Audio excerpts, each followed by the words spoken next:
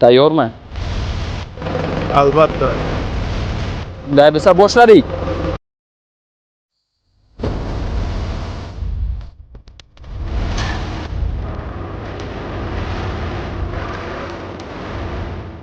Eksperimentimizni ko'rib turganingizdek juda ham yaxshi yakun topdi. Buni nimani eksperiment qildik degan savolga javob mana bu o'rtada turgan taxtani qoq o'rtasidan kesdik va delta kley bilan kleyladik. Qani shu kley qilingan joyidan qo'yib yuboradimi, yo'qmi? Shuni sinash maqsadida shunaqa sinov qildik.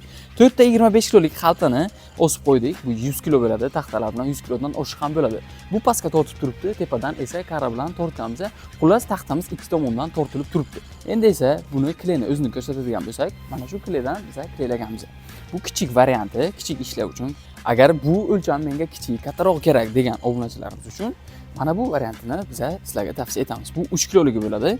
Buni ham ichida anchagina PVA kleysi bo'ladi. Bundan kattaroq kerak bizga zavodlar bor, taxta quradigan yoki shunga o'xshagan mebel, shunaqa katta zavodlar bor degan obunachilarimiz uchun mana bunaqa 20 kilolik katta chelakda ham delta kleymizdan bor. Hali buni boshqa xil eksperimentlardan ham o'tkazib, testlar qilib, sizlarga ko'rsatib borishni davom etamiz. Bizni kuzatishni davom eting.